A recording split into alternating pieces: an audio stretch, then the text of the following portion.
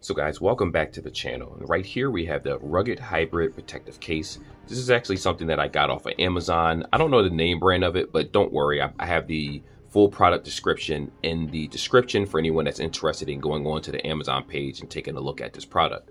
Now it does come with a built-in screen protector, the case itself. I think it might have like a wiping cloth and a couple more things with it. We're going to check it out. But the price tag, was about $14.39 on sale. Regular price $16.99, and I did do the next day shipping. I believe it was free for the Amazon Prime, but I could be wrong about that. But anyway, let's unbox this together and see how well it actually protects the Nintendo Switch Lite.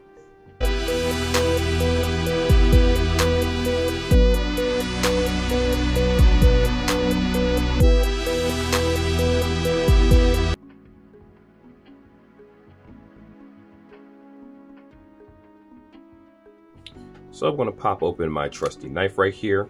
Obviously, for anyone watching the channel, especially younger people, if you have to open things like this, it's a little difficult. Get an adult to do so. You don't want to cut yourself. But anyhow, that's my little warning label right there.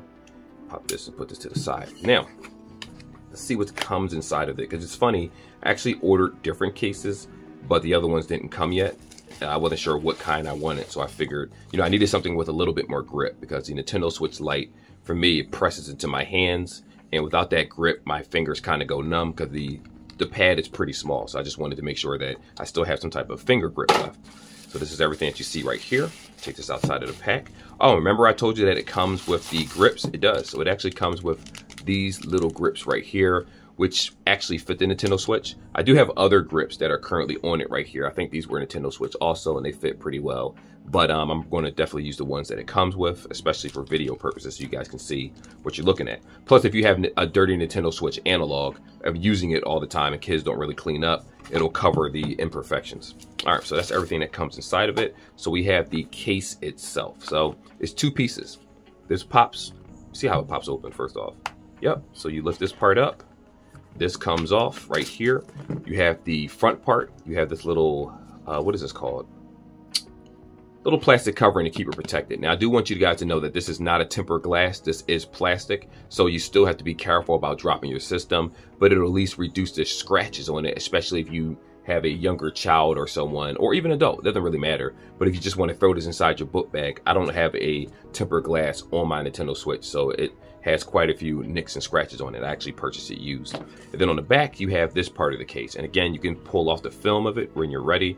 And I think it's pretty good so far. Now, you see how this protrudes right here? This is the grips on the Switch. So when you hold it in your hand, it feels like, it's going to feel a little wider, a lot bigger and easier to hold. If a controller is too small, like for example, this is the controller that I use with my PC most of the time.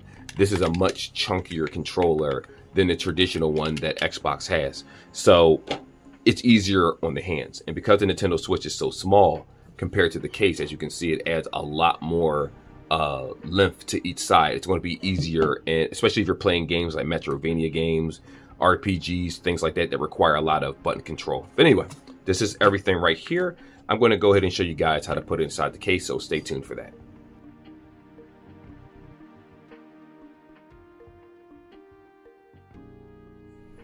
So I'm going to show you guys how to actually connect this thing.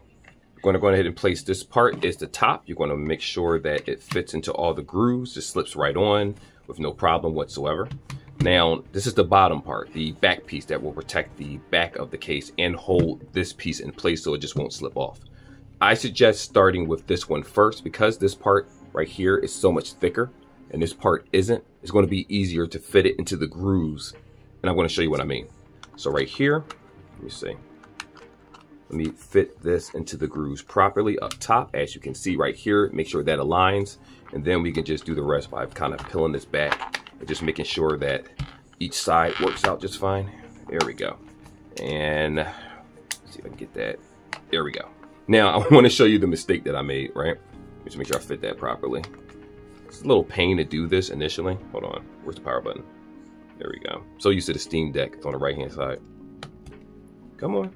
Get the groove in there. There we go. So it is fit. Now, this is the mistake that I made originally.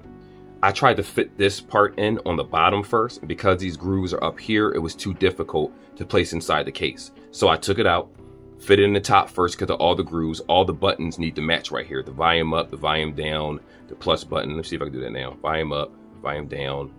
All those buttons need to match out. The vent right here up top, including the headphone jack, you have the game cartridge. The only downside to this case is that if you flip it on the bottom, the memory card slot is actually over here. So if you have a memory card or you're planning on replacing it, do that first. Otherwise, you're going to have to take the entire case off just to get to the memory card slot and then put the case back on. And you might have that little struggle all over again, but it's not too bad.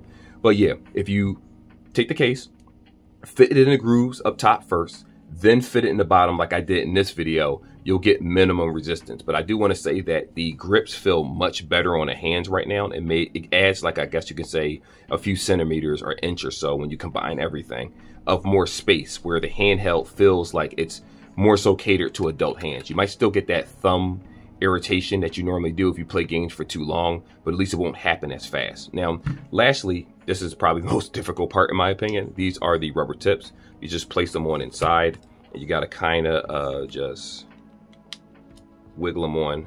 Not wiggle them on, but I normally just use my thumb right here, and I place it, hold with my left thumb, and or just pull it down with the right thumb, depending on which side you're using it on. So that way it can go around the entire thumbstick. I know I explained that terribly, but just if you pay attention to what I'm doing, let me make sure I'm doing this properly. Yeah, if you pay attention to what I'm doing, these shouldn't slip off. And if you do the same thing to the other one, you hook it from underneath, right? Hold that hooked part, pull this down to make it more even. Take your thumb and just run down the plastic over here, because this is not plastic, I'm sorry, the rubber, and just do that all around the entire analog stick right here. And then when you look underneath, if you see any white from your analog, it means that that piece isn't sitting on properly. And then I can just go ahead and kind of, I shouldn't do it this way. Let me do it properly. Here we go. I should have put it on with the paw sticking up first like the other one. So that way, here we go. Put that back on like so, see? All right, there we go. And you see how the analog stick is disappearing, like everything is underneath it evenly. So that way, when you're in mid gameplay, these little sticks won't pop off. And that is the case itself. Everything seems to work just fine. Still easy to hit the home button. Easy to move around left and right, up and down. The plus, the minus, I don't have to put too much strength in it to press it. And if you hit the power button right here, everything is cut perfectly where you shouldn't have any issues with input commands. So anyway, that's all I got. Like and subscribe like always, guys. And I will see you in the next video. Till then, take care, be safe. Peace. Double peace.